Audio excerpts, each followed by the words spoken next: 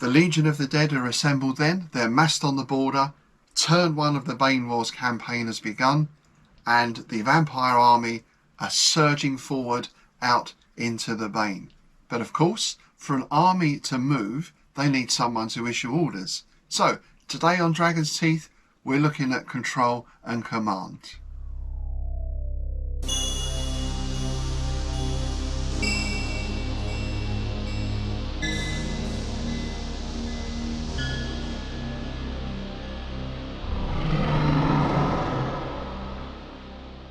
Hi, I'm Robert Poyton, and thanks for joining me today on the latest instalment of our Bane Wars campaign series.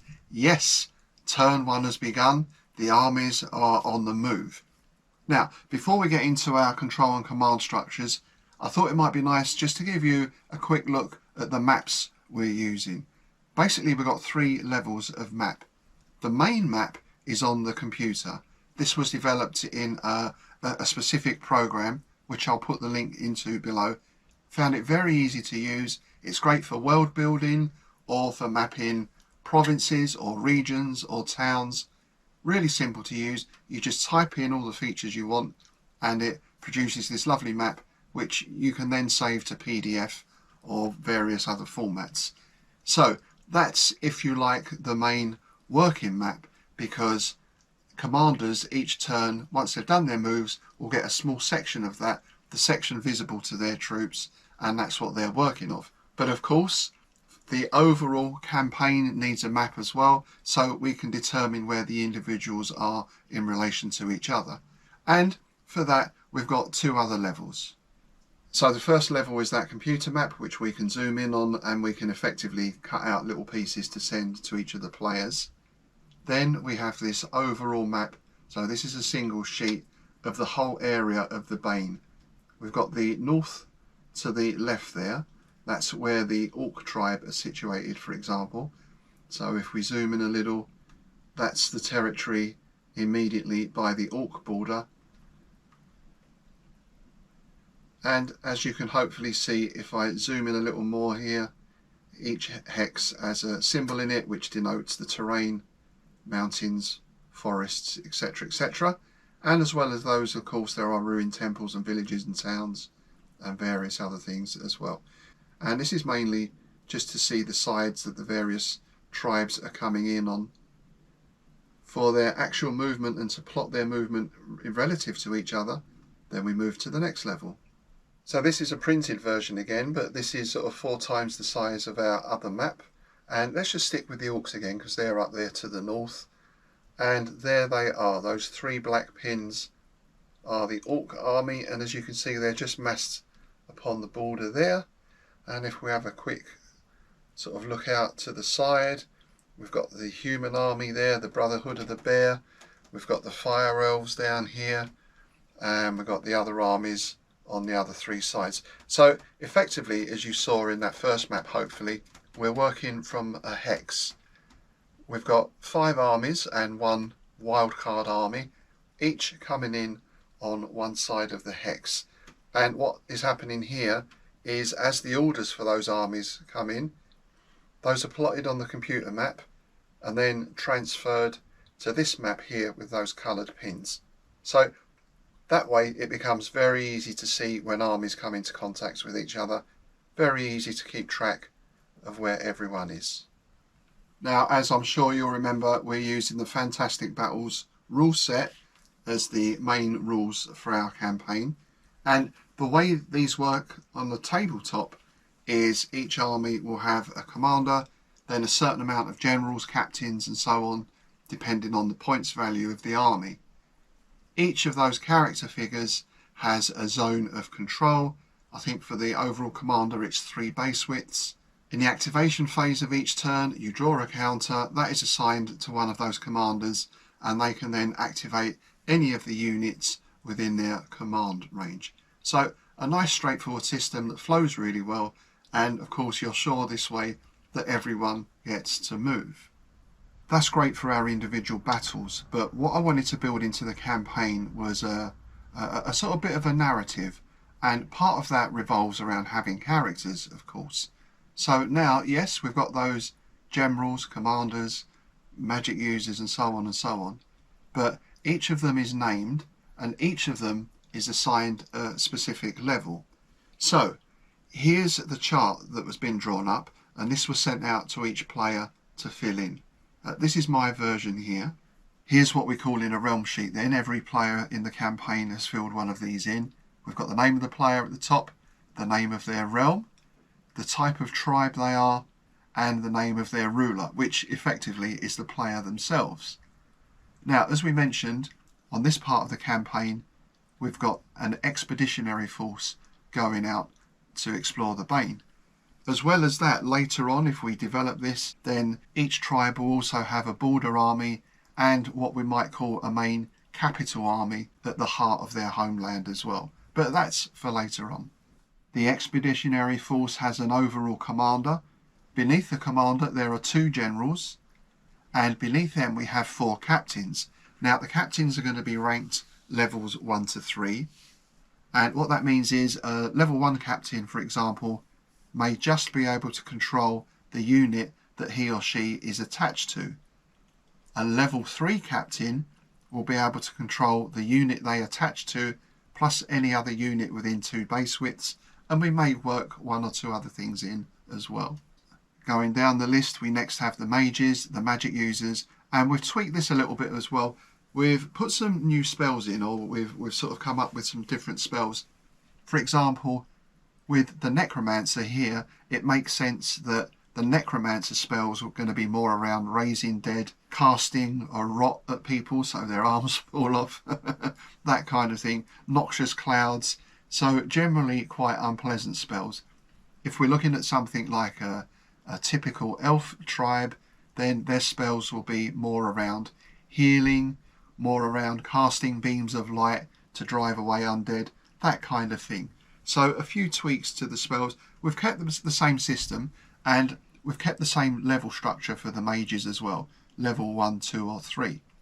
Something we have added in is the idea of apprentices, because here's the thing with magic. Let's say you have a magic user who can raise undead, for example.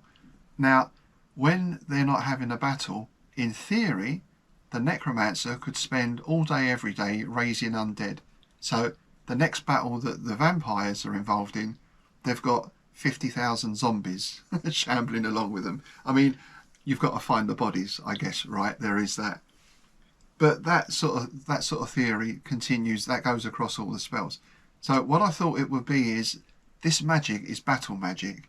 Magic, traditionally, or at least in most fantasy novels, requires some form of energy. Quite often that energy is in the form of sacrifice or blood and so on. Now, where better place to find a lot of excess energy than on a battlefield? So a lot of these spells can only really be worked on a battlefield where we've got all that energy floating around that the mage can draw from. And where the apprentices come in is that most of these mages have some sort of summon spell. So it might be that a sort of evil-based human tribe can summon a demon, a tribe based around fire might summon a fire elemental, and so on. Now, this can be done on the battlefield, but it's quite a long ritual, and it will need the assistance of 1 or more apprentice, and it's going to take a couple of turns. The magic user has to stay in place for a couple of turns in order for the spell to work. Of course, if it does work, then you get a neat big baddie to go and help clobber your opponents. So a fairly powerful spell, but it does have those caveats attached. And then below that we have our heroes and heroines, our outstanding warriors basically, our doers of great deeds. These of course can have a command function, and they're also there to sort of roam around the battlefield looking for trouble, challenging enemy heroes, killing dragons, you know, all the sort of stuff that great warriors do. And when it comes into the campaign, remember there's that exploration aspect. So your best warriors are probably the ones you send in to explore the ruined tower or the old dungeon or whatever, because they're the ones best equipped to either kill whatever is inside and get the treasure, or perhaps even to tame it and bring it out with them. Now, where the levels come into that, and again, it's not been totally finalised who's going to be what level and everything else yet, because as I said, there's a massive element of tweaking this as we go along. But let's take your level 1 captain. They can command the unit they're attached to. How do they progress? How do they go up in rank and level? Well, the same as in any army at any point in history, by winning battles or doing great deeds. So the way it will work is when an army wins a battle, they'll be given a certain amount of, we could call them experience points or level points or battlefield promotions to give out. So it could be that one of your captains goes from level 1 to level 2. It could be that they might do something particularly good during a battle. It could be that the unit that captain has commanded drives off the elite city guard or something like that. They do something quite spectacular. So again, battlefield promotion. The same will apply to mages and the apprentices as well. Now, the other way you get promotion, unfortunately, in a battle is by going up when the person above you is lost in the fighting. If, for example, a general gets caught out and they're wiped out with their unit, then there's a vacancy. So what will happen then is perhaps that the highest ranking captain moves up to become a general. So in effect, what this means is that when we play a normal one-to-one battle, it doesn't really matter who gets killed, what happens, who did this, who did that. You know, there's no continuation of that. But in the campaign, of course, should you be careless enough to lose a couple of generals, that leaves quite a big gap in your command structure. Luckily, you might have a couple of captains who can come up and fill the ranks. Now, it could be that that level 3 general is now replaced by a level 3 captain who becomes a level 1 general. So your command structure could still be compromised in some way, but not as badly as having no generals there at all. And this hopefully is going to impact how the tabletop battles turn out, because where we've been doing those battles which are fun and they get us used to the rules, but essentially the battles where we just line up and charge each other, there's not a huge amount of thought goes on as to what happens to your commander or your general or your wizards. They're just getting stuck in and, oh, let's see what this spell does. What happens if we charge that Ent unit with this, with the hero there, all that sort of thing. But of course, in a real life battle now, these characters are very useful. So hopefully people are going to be a bit more guarded with them. Having said that, there's always scope for epic last stands or furious charges, mad charges at an enemy and all that sort of thing, because obviously with that risk there also comes that reward now of getting experience or gaining levels for that particular character. There we go then, that's a basic outline of the command structure for the campaign version. As I said, we will be tweaking this as we're going along, and I'll be interested to hear any suggestions you have, particularly if you run campaigns yourself, how you handle that side of things. Of course, I'm looking at the campaign rules in Fantastic Battles. As I mentioned before, I've been looking at Tony Bath's rules and various other bits and pieces as well, and trying to find something that suits our particular scenario, if you like, is easy to run, doesn't take a huge amount of bookkeeping, but is effective in balancing out that risk and reward ratio. Next time, as our armies are on the move now, we'll get our first reports of those initial movements.